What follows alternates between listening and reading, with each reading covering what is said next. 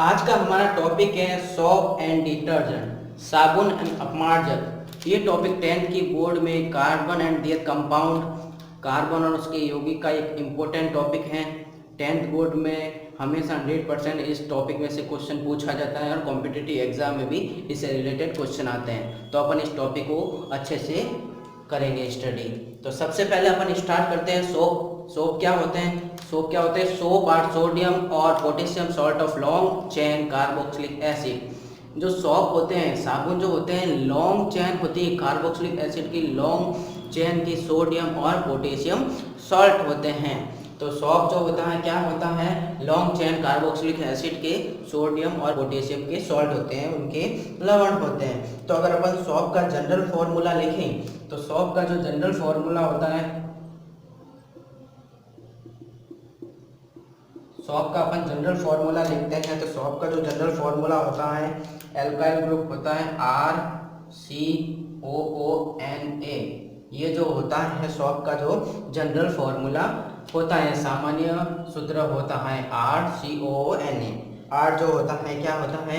R जो होता है एल्काइल ग्रुप होता है, एल्काइल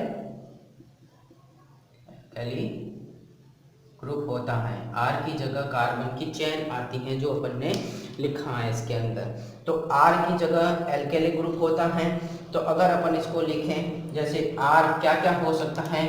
आर बहुत सारी चीजें हो सकती हैं, इसमें कार्बन कितने भी हो सकते हैं। अपन लिख सकते हैं C15 H31, ये लिख सकते हैं। अपन लिख सकते हैं C17 H35, ये लिख सकते हैं। ऐसे बहुत सारे कार्बन की चेन इस COO जो है कार्बोक्सिलिक, इसके साथ जुड़ी हुई होती हैं, कितने भी कार्बन। और ये हमेशा ध्यान रखना कि जितने ज़्यादा कार्बन जुड़े हुए होते हैं, जितनी लंबी कार्बन की चेन बनेगी, जो उसकी जो क्वालिटी होती है सॉप की, वो इतनी ही अच्छी होती है। जितने ज़्यादा कार्बन होंगे, जितनी ज़्यादा लंबी चेन होगी कार्बोक्सिलिक एसिड, इसमें जो कार्बन जुड़े हुए होते हैं, उतना ही अच्छा उतनी ही अच्छी क्वालिटी के सॉप आते हैं। तो इसलिए मार्केट में देखा होगा 5 रुपये से लगाकर 50 रुपये तक के सॉप आते हैं। तो अपन को ये ध्यान रखना है, आर की जगह एल्काइल ग्रुप जुड़ा हुआ होता है। आर में C15H31 भी हो सकता है, C17H35 भी हो सकते हैं। बहुत सारे कार्बन इसमें जुड़े हुए हो सकते हैं। तो सॉप कैसे अपन अगर इसका स्ट्रक्चर बनाए तो ये जो है RCOOH, ये तो हो गया कार्बोक्सिलिक एसिड। अगर अपन इसके बारे में लिखें तो ये होता है कार्बोक्सिलिक एसिड, कार्बोक्सिलिक एसिड होते हैं। तो यहाँ H की जगह रिप्लेस हो जाता है, H की जगह क्या बन जाता है? RCOONA लग जाता है, जो क्या होता है? सोप होता है। एक तो N है सोडियम और एक क्या था? पोटेशियम। अगर अपन लिखें RCOOK लिखते हैं तो भी वो भी जो होता है सॉप होता है, क्योंकि अपन ने क्वेश्चन में लिखा है सोडियम और पोटेशियम। या तो सोडियम हो सकते हैं, सोडियम के सॉल्ट हो सकते हैं, या पोटेशियम के सॉल्ट हो सकते हैं।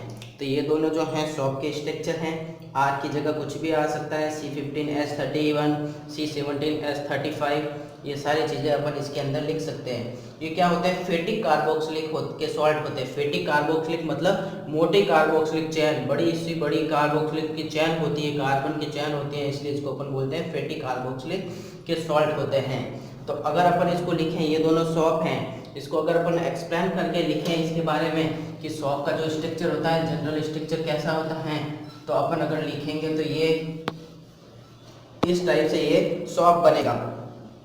C17H35 COONA, या तो ये बन सकता है या ये बन सकता है C15H31 COOK। ये दोनों जो होते हैं क्या है? सॉप होते हैं। ये सॉप का फॉर्मूला होता है। यहाँ पर कार्बन की कितनी भी बड़ी चेन हो सकती है, कार्बोक्सिलिक एसिड से अटैच होती है। तो अपन ने देखा है सोडियम के सॉल्ट और पोटेशियम के सॉल्ट, ये दोनों जो सॉल्ट होते हैं किसके क्या कहलाते हैं? सॉप कहलाते हैं। तो ये तो सॉप का जनरल फॉर्मूला अपन को पता होना चाहिए, सॉप का जनरल फॉर्मूला क्या क्या जनरल इंट्रोडक्शन डिटर्जेंट के बारे में देख लेते हैं। अपमार्जक क्या होते हैं? डिटर्जेंट आर यूजुअली अमोनियम और sulphonate salts of long chain carboxylic acid. Long carboxylic acid की चेन होती हैं जिसमें अमोनियम और सल्फोनेट के सॉल्ट जुड़े हुए होते हैं। तो ये है डिटर्जेंट। ज़्यादातर अपन डिटर्जेंट के अंदर सल्फोनेट सॉल्ट के बारे में स्टडी करते हैं, अमोनियम के बारे में इतना नहीं दिया गया है। तो ज़्यादातर अपन डिटर्जेंट के जो है अपमार्जक है उनमें कौन से सॉल्ट का यूज़ करते हैं? सल्फोनेट सॉल्ट का यूज़ करते हैं। जो लॉन्ग कार्बन की चेन जो है कार्बोक्सिलिक एसिड की जो चेन होती हैं उससे ये सल्फोनेट जो सॉल्ट होते हैं वो अटैच होते हैं। अब अगर अपन इसका जनरल फार्मूला देखें तो ये सल्फोनिक एसिड देखो RSO3H, ये जो होता है सल्फोनिक एसिड होता है, सल्फोनिक एसिड। वो कार्बोक्सिलिक एसिड था, ये सल्फोनिक एसिड है। तो इसमें ये H की जगह रिप्लेस हो जाता है। क्या हो जाता है? H की जगह अपन क्या लग जाता है? या तो Na लग जाता है या पोटेशियम लग जाता है। तो अगर अपन लिखें RSO3Na और RSO3K, ये दोनों जो होते हैं क्या होते हैं? ये दोनों जो होते हैं डिटर्जेंट होते हैं। अपन इसको डिटर्जेंट बोलते हैं। ये है डिटर्जेंट, सोडियम और पोटेशियम। तो सीधा सा R क्या होगा? उसमें भी R जो होगा वो यही होगा, एल्केली ग्रुप होगा। R की जगह अपन कुछ क्या लिख सकते हैं? R की जगह अपन लिख सकते हैं C, कार्बन के नंबर C15H35 आ सकता है, या और भी अपन कुछ लिख सकते हैं जैसे 31 C15H31। आगे अपन लिख सकते हैं C17H35। ऐसे अपन एल्केली ग्रुप इसके साथ जोड़ सकते हैं। तो इसका अगर सॉल्ट बनाए अपन तो C15H31 ले लेते हैं, SO3Na ये बन गया। और अगर एग्जांपल है C17H35 SO3K, तो ये दोनों जो हैं डिटर्जेंट होते हैं। ये डिटर्जेंट का जनरल फॉर्मूला होता है। ठीक है, तो ये डिटर्जेंट के बारे में, डिटर्जेंट जो होते हैं सॉप से अच्छे होते हैं हमेशा, इसलिए अपन इनको क्या बोल सकते हैं? They are also called soapless soap. इनको अपन डिटर्जेंट को सॉपलेस सॉप, सॉप नहीं होते लेकिन सॉप के जैसे होते हैं डिटर्जेंट, और ये साबुन से अच्छे होते हैं। तो अपन ने डिटर्जेंट और सॉप के जनरल इंट्रोडक्शन के बारे में स्टडी की। किसका फॉर्मूला, जनरल फॉर्मूला क्या होता है, किसमें उसमें कार्बोक्सिलिक होता है, इसमें सल्फोनेट के सॉल्ट हैं। तो ये है जनरल अपमार्जक और साबुन के बारे में।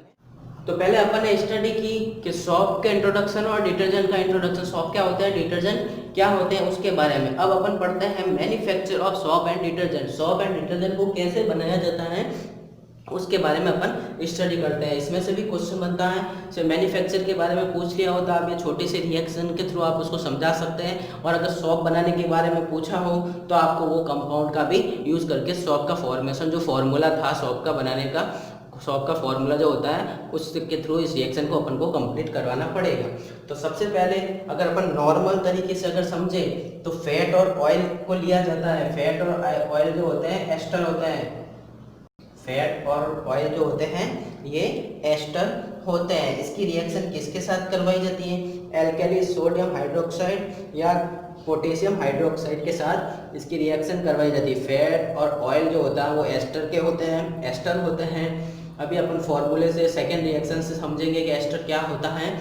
तो उसकी रिएक्शन, ये जनरल रिएक्शन है, तो उसकी रिएक्शन जो एस्टर की रिएक्शन किसके साथ, सोडियम हाइड्रोक्साइड NaOH या KOH के साथ उसकी रिएक्शन करवाई जाती है, उसको हीट किया जाता है। इनको हीट करने से क्या होता है, सॉप का फॉर्मेशन होता है। Sodium salt of fatty acid के सोडियम सॉल्ट बनते हैं और साथ में जो बनता है वो क्या बनता है, ग्लिसरॉल अल्कोहल के फॉर्म में बनता है। तो अपन को ग्लिसरॉल अल्कोहल से मतलब नहीं है, अपन को मेन प्रोडक्ट से मतलब है। तो अपन को पता होना चाहिए जो मेन प्रोडक्ट बनता है फैट और ऑयल जो एस्टर होते हैं, इनको सोडियम हाइड्रोक्साइड या KOH के साथ हीट करते हैं तो अपने पास जो मेन चीज़ बनानी है वो चीज़ अपने बन जाती है सॉप, जो सोडियम के सॉल्ट और फैटी एसिड हो सकते हैं या पोटेशियम के सॉल्ट और फैटी एसिड हो सकते हैं। ये तो है इसकी जनरल रिएक्शन। अगर अपन उस रिएक्शन के थ्रू अपन समझे प्रोडक्ट लेकर, जो ऑयल और फैट जो होते हैं ड्राई एस्टर होते हैं, उसके बारे में अगर अपन स्टडी करें तो उसके बारे में स्टडी करते हैं तो अपन वो उसका फॉर्मूला बनाते हैं CHO ओ C17 H35 CH O CO C17 H35 CH2 OCO C17 H35। ये जो है एस्टर है, इसको बोलते हैं ट्राई एस्टर, या इसको अपन ट्राई एस्टर बोलते हैं या बोलते हैं अपन ट्राई ग्लिसराइड।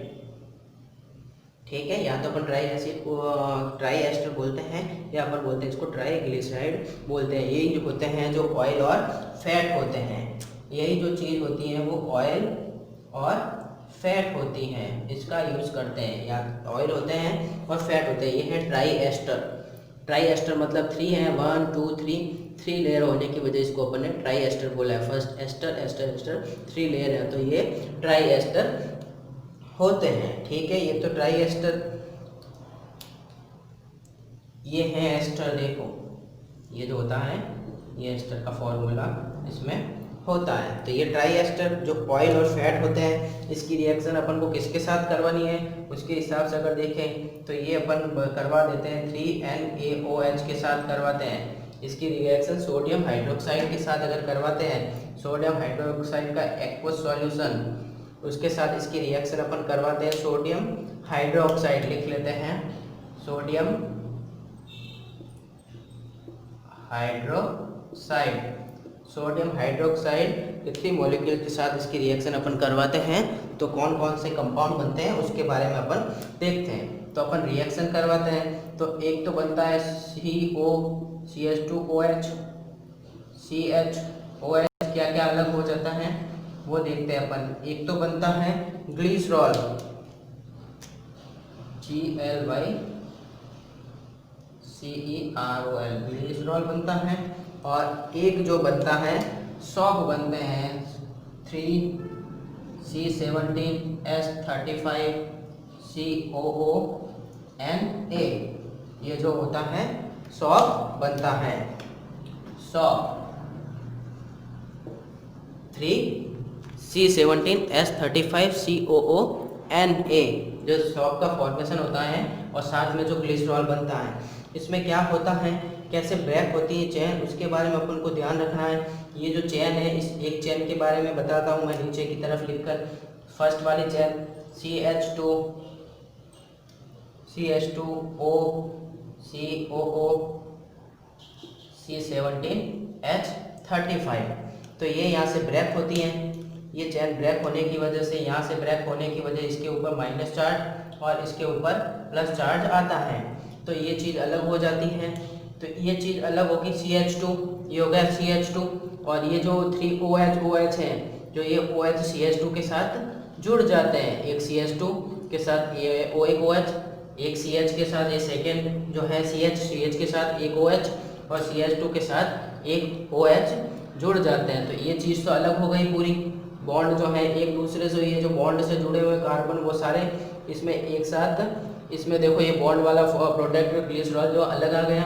और उसके बाद में जो देखो C17H35COO, और यहाँ से जो बॉन्ड है वहाँ पर ये Na प्रोडक्ट जुड़ गया, जिससे ये 3 कार्बन के जो 3 सॉप का स्ट्रक्चर बन गया। C17H35CONA के 3 मॉलिक्यूल्स बन गए। ये होता है मेन सॉप का स्ट्रक्चर। ठीक है, तो ये तो अपन ने पढ़ा मैन्युफैक्चर ऑफ सॉप, सॉप को कैसे बनाते हैं। फैट और ऑयल होते हैं जो एस्टर होते हैं, उनकी रिएक्शन एल्केली जो होते हैं सोडियम हाइड्रोक्साइड या KOH पोटेशियम हाइड्रोक्साइड के साथ इसको हीट किया जाता है। हीट करने से सोडियम के सॉल्ट और फैटी एसिड या अपने पास बनेंगे पोटेशियम सॉल्ट और फैटी एसिड जो होते हैं सॉप होते हैं, और उसके साथ ग्लिसरॉल का फॉर्मेशन होता है। अगर अपन को नॉर्मल पूछे तो ये रिएक्शन अपन को करनी है, और अगर अपन को प्रोडक्ट जो कंपाउंड पूरा जो सॉप का जो स्ट्रक्चर पूछ ले बनाने का, तो अपन को इस प्रोडक्ट का यूज करना है, इस कंपाउंड का यूज करना है। ये ऑयल और फैट होते हैं, इनको अपन ट्राई एस्टर भी बोलते हैं, लिख लेते हैं ट्राई एस्टर। ये ऑयल और फैट जो होते हैं ये क्या होते हैं, ट्राई एस्टर होते हैं। ट्राई एस्टर या तो ट्राई एस्टर होता है या होता है ट्राई ग्लिसराइड होते हैं, ट्राई एस्टर या ट्राई ग्लिसराइड होते हैं। ये ऑयल और फैट, इसकी रिएक्शन 3NaOH के साथ सोडियम हाइड्रोक्साइड लिया अपन ने एक्वस सॉल्यूशन, तो इससे ग्लिसरॉल और सॉप बना है। कहाँ से क्या ब्रेक हुआ है ये अपन ने इसमें समझ लिया है कि ये CH2 से ब्रेक हुआ, ऑक्सीजन माइनस चार्ज, ये पॉजिटिव, तो OH जो है CH2 के साथ जुड़ गया फर्स्ट में, और सेकेंड जो OH है वो CH के साथ जुड़ गया, और थर्ड CH2 के साथ OH जुड़ गया। तो ये तीनों तो बॉन्ड, जो बॉन्ड से जुड़े हुए वो तीनों अलग हो गए, और आगे जो बचा है C17H35 COO, उसके Na जो हैं वो जुड़ गए हैं, जिससे सॉप का फॉर्मेशन हुआ है। 3 मॉलिक्यूल सॉप के प्रिपेयर हुए हैं। इस प्रकार अपन सॉप को मैन्युफैक्चर कर सकते हैं इजी तरीके से। हमने सॉप और डिटर्जेंट जो हैं उनके इंट्रोडक्शन के बारे में पढ़ा। उसके बारे में अपन ने क्या पढ़ा कि मैन्युफैक्चर ऑफ सॉप, सॉप को कैसे मैन्युफैक्चर किया जाता है, कैसे बनाया जाता है, क्या क्या उसके अंदर होता है। अब अपन पढ़ते हैं structure of shop molecules. Shop का जो मॉलिक्यूल होता है, एक मॉलिक्यूल, उसका स्ट्रक्चर कैसा है उसके बारे में अपन डिस्कस करते हैं। तो सबसे पहले अपन को पता होना चाहिए कि shop molecule is made up of 2 part.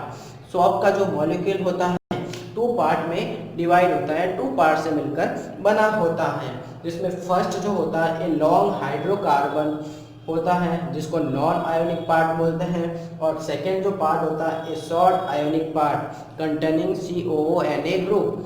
ये 2 पार्ट जो होते हैं किसके, सॉप के मॉलिक्यूल के होते हैं। अगर अपन सॉप का मॉलिक्यूल बनाए तो C17H35 ये कार्बोक्सिलिक ग्रुप, ये ऑक्सीजन, और ये Na, ये जो है सॉप का मॉलिक्यूल, सिंगल मॉलिक्यूल है सॉप का।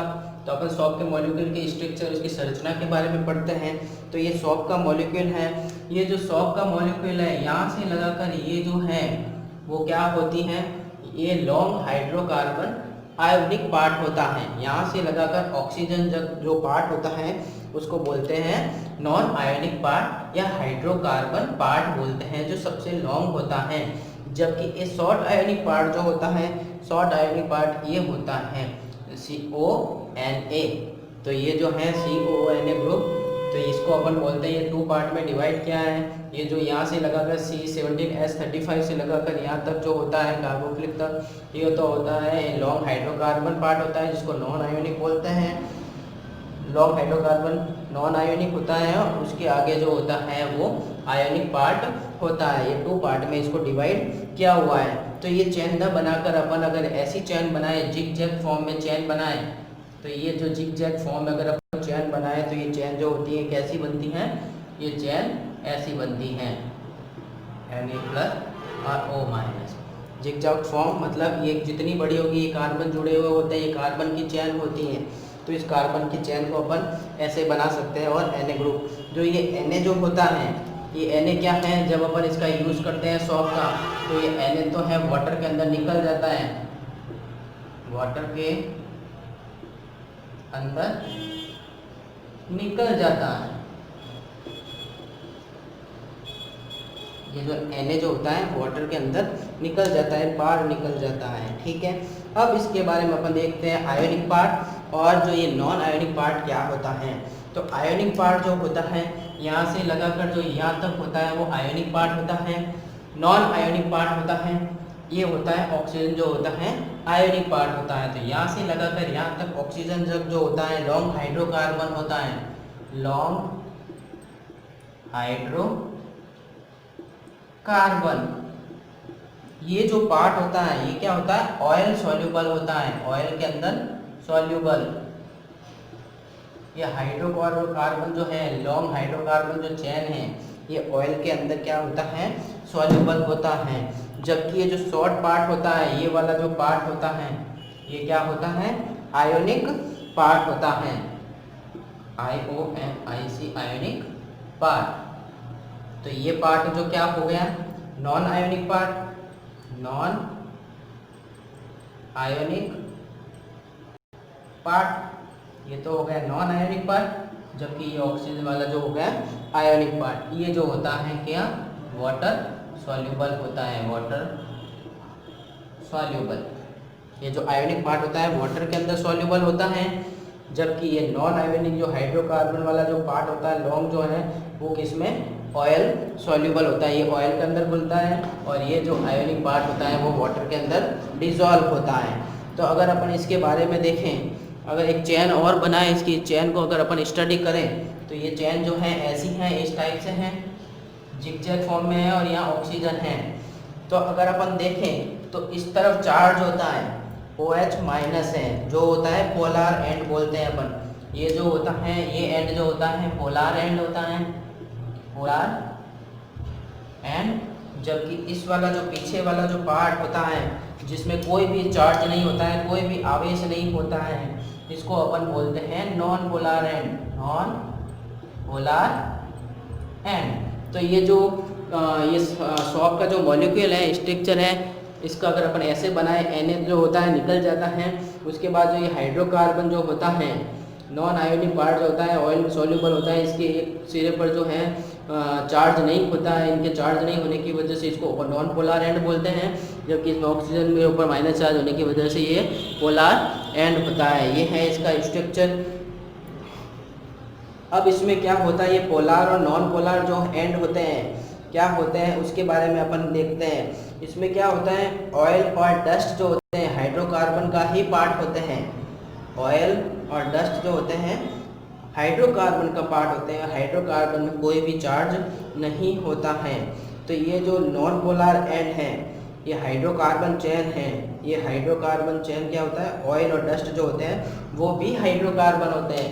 ये सॉल्ट का जो मॉलिक्यूल है, इसका ये पार्ट जो है नॉन पोलार एंड है, और इसका जो है हाइड्रोकार्बन चेन है, ये भी हाइड्रोकार्बन चेन है, और ये नॉन पोलार एंड है। तो ऑयल जो होते हैं, ऑयल और जो डस्ट होते हैं, ऑयल और DUST डस्ट, ये भी क्या होते हैं, हाइड्रोकार्बन होते हैं। हाइड्रोकार्बन, ये भी हाइड्रोकार्बन है। तो ये भी क्या होते हैं, नॉन पोलार होते हैं। और अपन को पता है कि नॉन पोलार की तरफ अट्रैक्ट होता है, और पोलार की तरफ अट्रैक्ट होता है। केमिस्ट्री अपन ने देखा है, जो नॉन पोलार होते हैं वो नॉन पोलार की तरफ अट्रैक्ट होते हैं, और जो पोलार होते हैं वो पोलार की तरफ अट्रैक्ट होते हैं। तो ये जो सॉल्ट का मॉलिक्यूल है, इसमें जो हाइड्रोकार्बन है ये नॉन पोलार एंड है, और ऑयल जो होते हैं, ऑयल और डस्ट, वो भी हाइड्रोकार्बन होते हैं, वो भी नॉन पोलार होते हैं। तो इसलिए ये जो लॉन्ग हाइड्रोकार्बन चेन है वो ऑयल में सॉल्युबल होती हैं। जबकि ऑक्सीजन जो है ये माइनस, ये वाटर सॉल्युबल होता है, और ये क्या होता है, पोलार एंड होता है, और वाटर भी पोलार होता है, इसलिए ये वाटर के अंदर सॉल्युबल होता है। ठीक है, जिसके ऊपर चार्ज है वो पोलार एंड, जिसके ऊपर नहीं है वो नॉन पोलार एंड।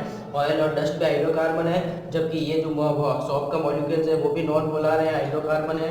तो हाइड्रोकार्बन दोनों नॉन पोलार है, इसलिए एक दूसरे में मिक्स हो जाते हैं, जबकि पोलार के अंदर मिक्स हो जाता है, इसलिए O माइनस जो है वो वाटर के अंदर सॉल्युबल होता है। जबकि ये जो नॉन पोलार एंड हाइड्रोकार्बन की चेंज है ये किसमें, डस्ट और ऑयल के अंदर सॉल्युबल होता है। तो पोलार नॉन पोलार के अंदर नहीं होता है, ऑयल के अंदर नहीं होता है, नॉन पोलार वाटर के अंदर नहीं होता है, पोलार नॉन पोलार के अंदर ही होता है, ऑयल के अंदर ही होता है। तो ये अपन ने देखा है स्ट्रक्चर इसके बारे में, वाटर के स्ट्रक्चर के बारे में। अब एक चीज़ अपन को और ध्यान रखनी है कि ये जो ऑक्सीजन जो है ये इस जो वाटर के अंदर सॉल्युबल होता है इसको हाइड्रोफिलिक बोलते हैं। जो वाटर के अंदर सॉल्युबल होता है उसको अपन बोलते हैं हाइड्रोफिलिक, PHILIC। ये जो होते हैं हाइड्रोफिलिक होते हैं। और जबकि देखते हैं अपन, इधर लिख लेते हैं साफ करके, दिख नहीं रहा है तो अपन इसको साफ करके यहाँ लिख लेते हैं। ये जो इसको हटा देते हैं,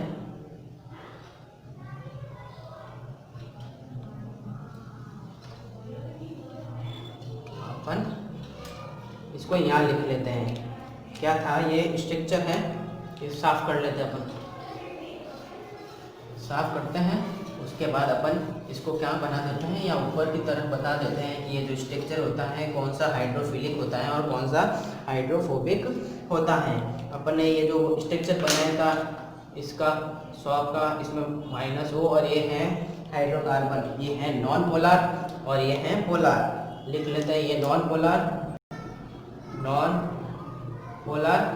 और जबकि ये जो है पोलार के अंदर और नॉन पोलार के अंदर सॉल्वेंट सॉल्यूट मतलब सॉल्यूबल होता है।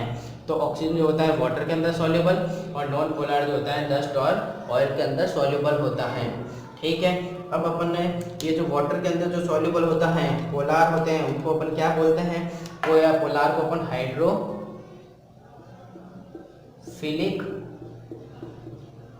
हाइड्रोफिलिक बोलते हैं, जबकि नॉन पोलार जो होते हैं हाइड्रोकार्बन इसको बोलते हैं हाइड्रोफोबिक।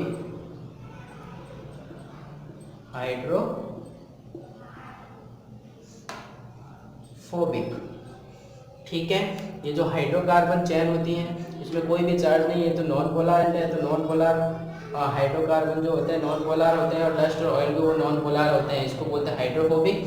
जबकि ये जो वाटर में सॉल्युबल होते हैं इसको बोलते हैं हाइड्रोफिलिक। अपन पढ़ते हैं cleansing action of shop. Shop कैसे सफाई करने में हेल्प करता है, कैसे इसका यूज होता है, इसका जो मॉलिक्यूल्स होता है कैसे डर्ट ऑयल के ऊपर उसको पकड़ता है, कैच करता है, और उसमें से जो कपड़े के अंदर जो गंदगी होती है उसको बाहर निकालता है, जिसके बारे में अपन स्टडी करते हैं। तो सॉप के बहुत सारे मॉलिक्यूल्स होते हैं, उसके बारे में अपन ने स्टडी की है कि सॉप के जो मॉलिक्यूल्स का स्ट्रक्चर ऐसा होता है।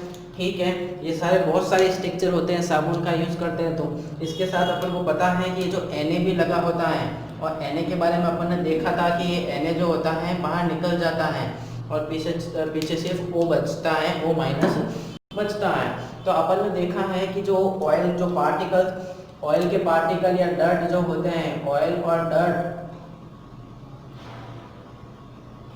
जो होते हैं वो क्या होते हैं, नॉन पोलार होते हैं। ये भी हाइड्रोकार्बन होते हैं, हाइड्रोकार्बन और नॉन पोलार। और जो वाटर जो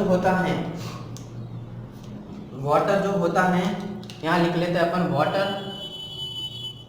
वाटर नहीं तो OH, जो ये आगे वाला सिरा है O माइनस ये वाला, इसके बारे में अपन लिख लेते हैं कि ये जो होता है पोलार होता है, पोलार होता है। ये जो होता है वाटर सॉल्युबल होता है, वाटर में सॉल्युबल होता है, वाटर सॉल्युबल, क्योंकि वाटर जो होता है वाटर भी क्या होता है, पोलार होता है। जबकि हाइड्रोकार्बन डस्ट और ऑयल जो होते हैं वो भी हाइड्रोकार्बन होते हैं, नॉन पोलार होते हैं। और जो इसके अंदर जो इसका सिरा है सॉप का, जो हाइड्रोकार्बन वाला सिरा है, ये भी जो होता है नॉन पोलार होता है। इसलिए अपन ने केमिस्ट्री के अंदर पढ़ा है कि पोलार के साथ सॉल्वेंट होता है, सॉल्युबल हो जाता है, मिक्स हो जाता है, और नॉन पोलार के साथ सॉल्युबल हो जाता है। इसके बारे में अपन ने पढ़ा।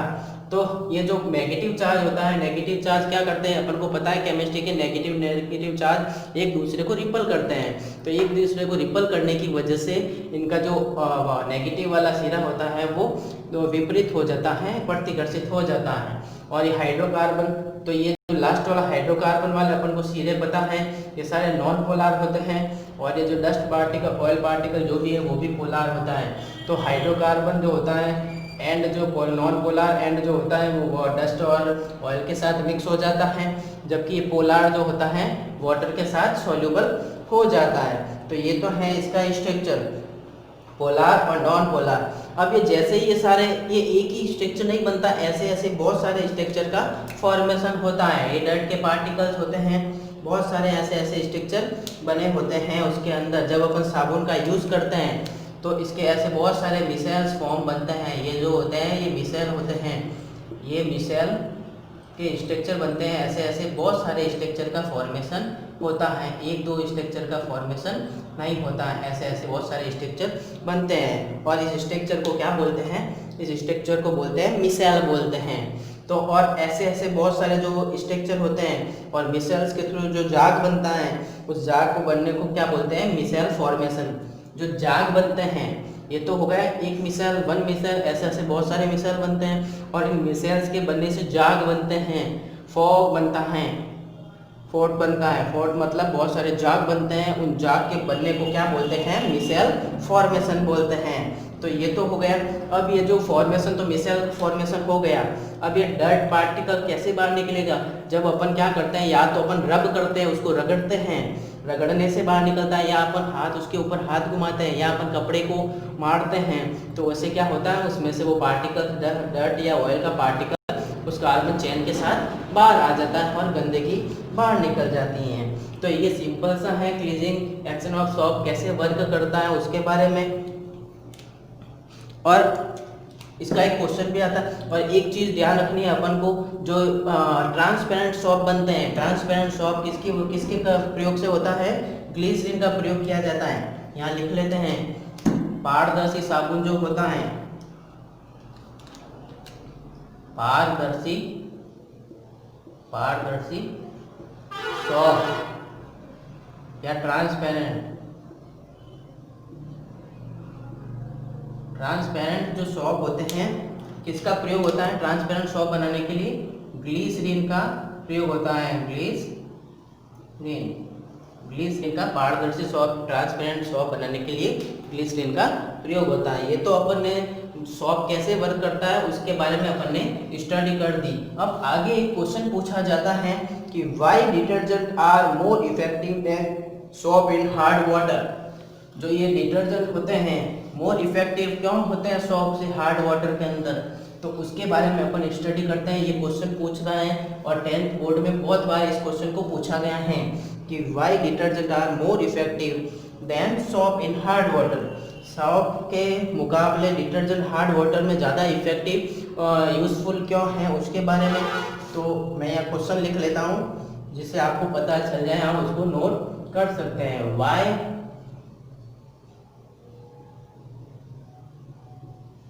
Detergent are more effective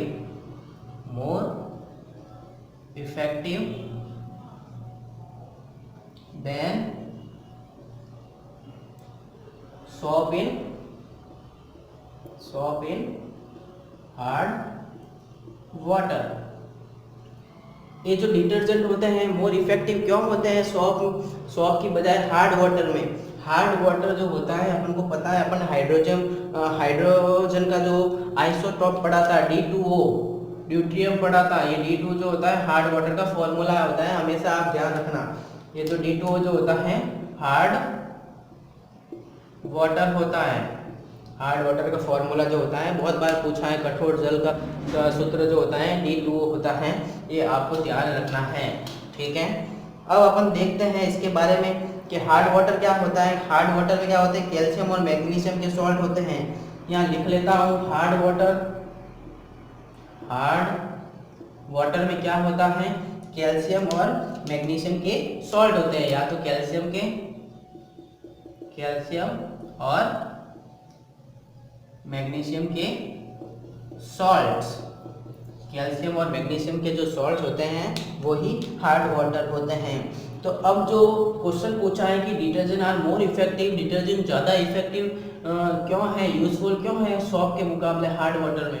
soap में हार्ड वाटर में सोप का यूज़ करते हैं तो झाग नहीं बनते हैं और जो डर्ट है ऑयल है वो भी बाहर नहीं निकलते, जबकि डिटर्जेंट में आसानी से अपन उसका यूज़ कर सकते हैं, झाग बना सकते हैं।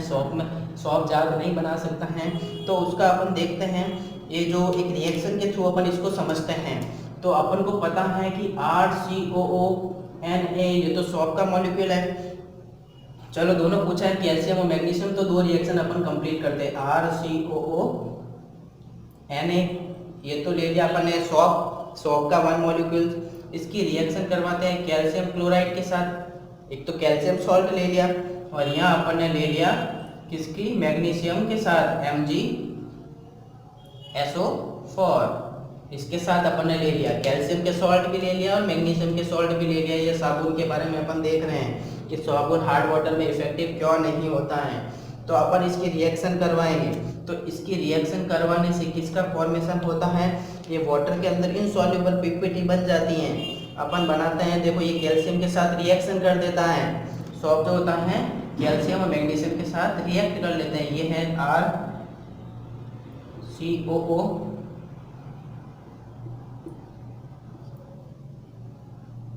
Ca प्लस क्या बनता है NaCl। एक तो NaCl बन गया और दूसरे में अगर करते हैं RCOO2 Mg प्लस K2SO4। अपन को पीछे वाला जो NaCl और K2SO4 बना है उससे कोई मतलब नहीं है, वो 6 बनाया उसका कोई लेना देना नहीं है।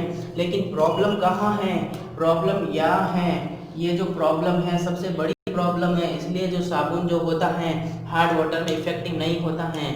ये क्या कर देता है, साबुन जो होता है कैल्शियम के साथ रिएक्शन कर लेता है और प्रोडक्ट बना देता है। ये जो साबुन का मॉलिक्यूल्स है ये मैग्नीशियम के साथ रिएक्ट कर कर प्रोडक्ट बना देता है और ये प्रोडक्ट जो होता है वाटर में इनसॉल्युबल होता है। ये कैल्शियम और मैग्नीशियम के साथ रिएक्शन कर देता है, ये जो बना है ये वाटर में क्या होता है, इनसॉल्युबल होते हैं, वाटर में इनसॉल्युबल होते हैं, वाटर में सॉल्युबल नहीं होता है। और ये क्या बना देता है, पीपीटी प्रेसिपिटेट बना देता है, पीपीटी अवक्षेप बना देते हैं, प्रेसिपिटेट बना देते हैं, अवक्षेप बना देते हैं, लिख लेते हैं अवक्षेप, अवक्षेप। और अवक्षेप बनाने की वजह से क्या होता है, वो जो अवक्षेप होता है वो पानी में नीचे की तरफ इकट्ठा हो जाता है। वो अवक्षेप क्या होता है, नीचे की तरफ नीचे इकट्ठा हो जाता है। कहाँ इकट्ठा हो जाता है, जिसमें अपन ने कपड़े डाले हैं धोने के लिए जो पानी में, तो ये पानी की बाल्टी में नीचे की तरफ ये प्रेसिपिटेट अवक्षेप बन जाता है। ये साबुन इनके साथ रिएक्शन कर कर ये प्रोडक्ट बना देता है और ये प्रोडक्ट क्या होता है, पानी में सॉल्युबल नहीं होता है, पानी में नहीं घुलता है और ये अवक्षेप बना देता है और ये अवक्षेप नीचे की तरफ बैठ जाता है। तो नीचे की तरफ बैठ जाने की वजह से क्या होगा, अपन को तो उसको पानी में शामिल करना है, शामिल करेंगे तो उसके झाग बनेंगे।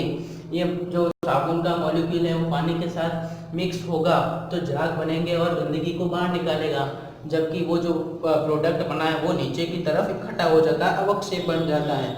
इसलिए ये जो है झाग का फॉर्मेशन नहीं करते हैं और ना ही वो साबुन हार्ड वाटर में उसको हार्ड वाटर में क्या बोलते हैं, गंदगी को बाहर निकालते हैं। तो ये प्रोडक्ट बनने की वजह से ही, जबकि डिटर्जेंट जो होते हैं, डिटर्जेंट कैल्शियम और मैग्नीशियम के सॉल्ट के साथ कोई भी रिएक्शन नहीं करते हैं और वो कैल्शियम और मैग्नीशियम के साथ कोई भी रिएक्शन नहीं करेंगे तो आसानी से हार्ड वाटर में वो उस डर्ट को, गंदगी को, ऑयल के पार्टिकल्स को बाहर निकालेगा और उससे झाग बनेंगे बहुत सारे।